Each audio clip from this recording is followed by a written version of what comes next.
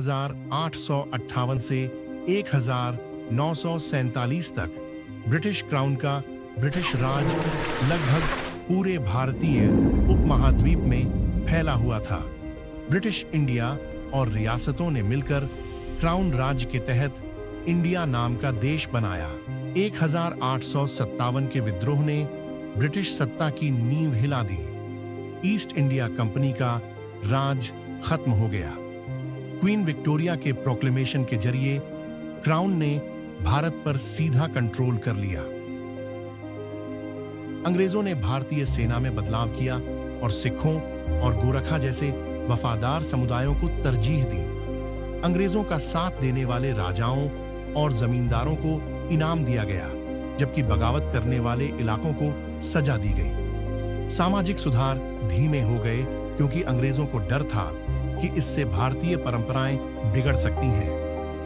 19वीं सदी के आखिर में रेलवे, नहरों, पुलों और टेलीग्राफ का बहुत ज्यादा विस्तार हुआ।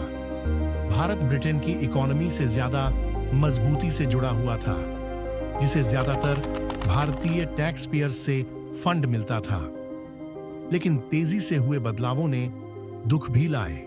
एक्सपोर्ट पर आधारित खेती ने छोटे किसानों को नुकसान पहुंचाया, जबकि जमीन पर भयानक अकाल पड़े। इन दुखद घटनाओं की वजह से 1880 में इंडियन फेमिन कोड्स बने। एक नया पश्चिमी शिक्षित भारतीय मध्यम वर्ग उभरा, जो नस्लीय भेदभाव और वर्नाक्युलर प्रेस एक्ट जैसे प्रतिबंधात्मक कानूनों से आशावान तो था, लेकिन निराश भी था। इल्बर्ट बिल जैसे विवादों ने नाराजगी को और गहरा कर दिया। 1885 में इंडियन नेशनल कांग्रेस बनी, जिसने सुधार की मांग की और ब्रिटिश आर्थिक शोषण की आलोचना की। 1905 में कर्जन के बंगाल के बंटवारे ने स्वदेशी और बॉयकॉट आंदोलनों को हवा दी, जिससे देश में जोश भर गया। इस बीच बढ़ती मुस्लिम चिंताओं की वजह से 1906 में ऑल इंडिया मुस्लिम लीग बनी। पहले विश्व युद्ध में 10 लाख से ज्यादा भारतीय सैनिकों ने सेवा दी, जिससे सेल्फ रूल की उम्मीदें बढ़ गईं। गांधी 1915 में वापस लौटे और चंपारण, कैरा और अहमदाबाद में संघर्ष के जरिए सत्याग्रह की शुरुआत की।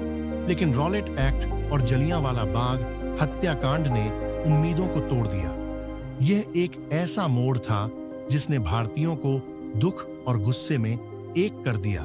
1920 और 30 के दशक में गांधी ने नॉन कोऑपरेशन, सिविल डिसोबीडियंस और नमक मार्च जैसे बड़े आंदोलनों को लीड किया, जिसमें लाखों लोग शामिल हुए। बाद में गवर्नमेंट ऑफ इंडिया एक्ट 1935 ने आजादी के लिए संवैधानिक आधार तैयार किया। 1937 के चुनावों में कांग्रेस ने बड़ी जीत हासिल की, जबकि जिन्ना के नेतृत्व में मुस्लिम लीग और मजबूत हुई, जिससे मुस्लिमों के राजनीतिक रूप से अलग थलग होने की चेतावनी मिली। दूसरे विश्व युद्ध ने राष्ट्रवादी तनाव को फिर से बढ़ा दिया। कांग्रेस ने भारत छोड़ो आंदोलन शुरू किया, जबकि सुभाष चंद्र बोस ने एक्सिस सपोर्ट के साथ लड़ने के लिए इंडियन नेशनल आर्मी बनाई। आईएनए ट्रायल, नेवी बगावत और बिगड़ती सांप्रदायिक अशांति ने ब्रिटेन को यकीन दिला दिया कि भारत में उसका समय खत्म हो रहा है। 1947 में ब्रिटेन पीछे हट गया। सब कॉन्टिनेंट का बंटवारा भारत और पाकिस्तान में हो गया। यह जीत का पल था, जिसके पीछे इंसानी इतिहास के सबसे बड़े माइग्रेशन में से एक था। ब्रिटिश राज खत्म हो गया, लेकिन संघर्ष, बलिदान, बंटवारे और एकता की उसकी विरासत आज भी उपमहाद्वीप की किस्मत को आकार दे रही है। लक्ष्मी नारायण मंदिर। नई दिल्ली के बीचों बीच स्थित लक्ष्मी नारायण मंदिर, जिसे बिरला मंदिर के नाम से भी जाना जाता है, शहर के सबसे पुराने और सबसे प्रतिष्ठित हिंदू मंदिरों में से एक है। बिड़ला परिवार ने 1933 और 1939 के बीच यह मंदिर बनवाया था। इसमें आर्किटेक्ट श्रीश चंद्र चटर्जी के गाइडेंस में ट्रेडिशन और मॉडर्न इंडियन आर्किटेक्चरल आइडियल्स का मेल है। मंदिर का उद्घाटन महात्मा गांधी ने किया था, जिन्होंने इस बात पर जोर दिया था कि सभी जातियों के लोगों को अंदर जाने की इजाजत होनी चाहिए।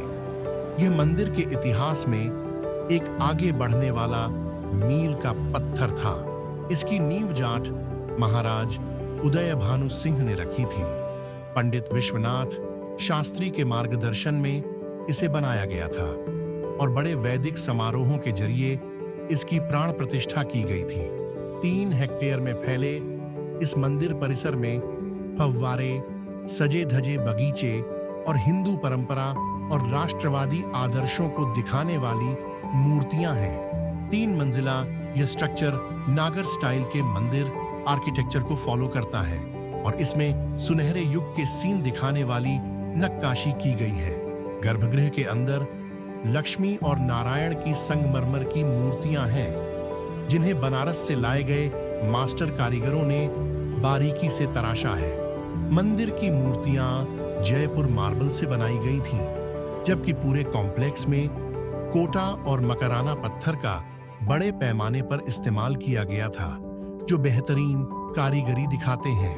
पूरे कॉम्प्लेक्स में छोटे छोटे मंदिर शिव, गणेश, हनुमान और बुद्ध की भी पूजा करते हैं, जो सबको साथ लेकर चलने और आध्यात्मिक विविधता को दिखाते हैं। मंदिर के उत्तर में गीता भवन है, जो भगवान कृष्ण को समर्पित एक हॉल है और इसका इस्तेमाल आध्यात्मिक सभाओं और प्रवचनों के लिए किया जाता है। इस कॉम्प्लेक्स में कलात्मक नजारे और गिरते झरने हैं, जो पवित्र माहौल में एक शांत प्राकृतिक आकर्षण जोड़ते हैं। आज बिड़ला मंदिर दिल्ली का एक बड़ा आकर्षण है, खासकर जन्माष्टमी और दिवाली के दौरान, जब हजारों भक्त जश्न मनाने के लिए इकट्ठा होते हैं। आस्था, कला और सबको साथ लेकर चलने की एक पहचान। लक्ष्मी नारायण मंदिर आज भी मॉडर्न दिल्ली के पहले महान हिंदू मंदिर के तौर पर चमक रहा है। Saint James church Kashmiri gate के पास चर्च रोड और लोथियन रोड के चौराहे पर दिल्ली के सबसे पुराने चर्चों में से एक सेंट जेम्स चर्च खड़ा है, जिसे 1836 में बनाया गया था। मेजर रॉबर्ट स्मिथ द्वारा रेनेसां रिवाइवल स्टाइल में डिजाइन किया गया यह चर्च एक क्रॉस के आकार का है, जिसके ऊपर एक शानदार अष्टकोणीय गुंबद है, जो मशहूर फ्लोरेंस कैथेड्रल जैसा दिखता है। यह चर्च मशहूर Anglo Indian military officer James Skinner ने बनवाया था, जिन्होंने इसे पूरी तरह से अपने खर्च पर 95,000 रुपये में बनवाया था। इसका निर्माण 1826 में शुरू हुआ और इसे पूरा होने में 10 साल लगे। 1931 में cathedral church of the redemption के पूरा होने से पहले यह भारत के वायसराय का आधिकारिक चर्च था, जो दिल्ली में औपनिवेशिक प्रशासन का आध्यात्मिक केंद्र था। अंदर चर्च एक शांत नेव में खुलता है, एक शांत पवित्र जगह जो दिल्ली के इतिहास की लगभग 2 सदियों तक टिकी रही है।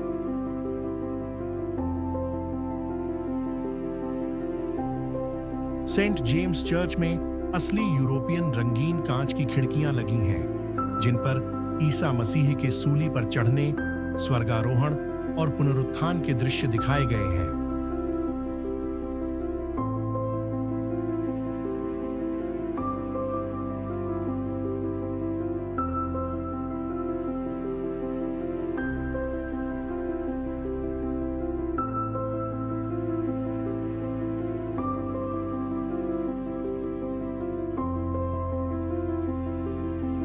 इटालियन मास्टर पोम्पेओ बैटोनी की एक अनमोल पेंटिंग द प्रोडिगल सन इसके अंदर की शोभा बढ़ाती है।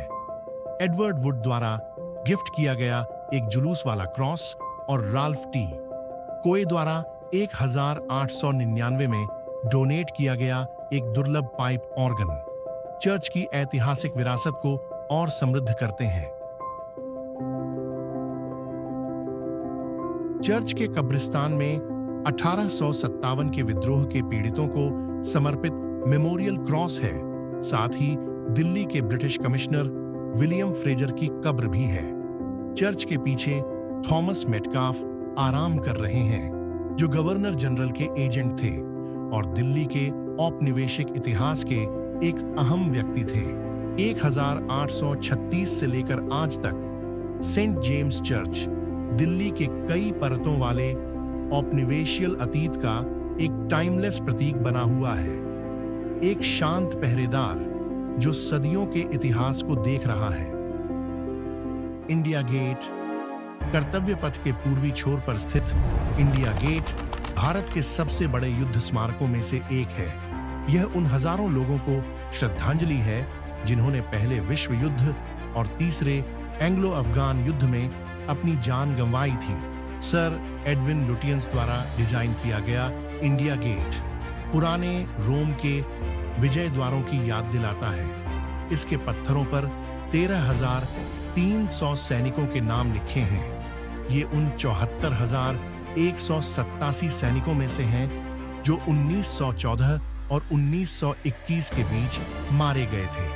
1921 में ड्यूक ऑफ कनॉट ने ऑल इंडिया वॉर मेमोरियल की नींव रखी, जो शहीद हुए सैनिकों को सम्मान देने के लिए इंपीरियल वॉर ग्रेव्स कमीशन के काम का हिस्सा था। 10 साल बाद 1931 में वायसराय लॉर्ड इरविन ने इंडिया गेट का उद्घाटन किया। यह एक ऐसा स्मारक था जिसे बलिदान, वीरता और सेवा की भावना को दर्शाने के लिए बनाया गया था।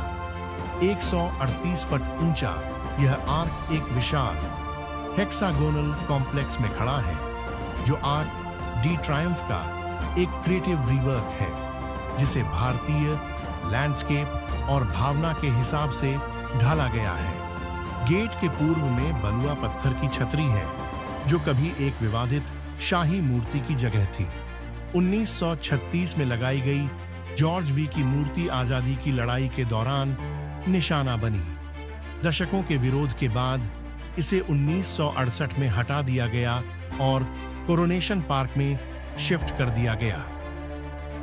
2022 में सुभाष चंद्र बोस की एक भव्य मूर्ति लगाने के साथ ही यह कैनोपी एक राष्ट्रीय प्रतीक के रूप में फिर से जिंदा हो गई, जिसका अनावरण पराक्रम दिवस पर किया गया।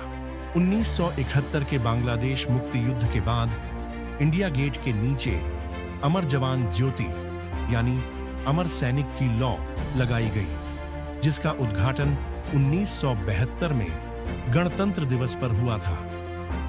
2019 में सी हेक्सागन में नेशनल वॉर मेमोरियल पूरा हुआ, जिसमें आजाद भारत के सैनिकों को सम्मान दिया गया। 2022 में इसकी लौ को अमर जवान ज्योति में मिला दिया गया। हर गणतंत्र दिवस की शुरुआत यहीं से होती है। प्रधानमंत्री देश के शहीदों को श्रद्धांजलि देते हैं। आज इंडिया गेट गर्व का प्रतीक बना हुआ है।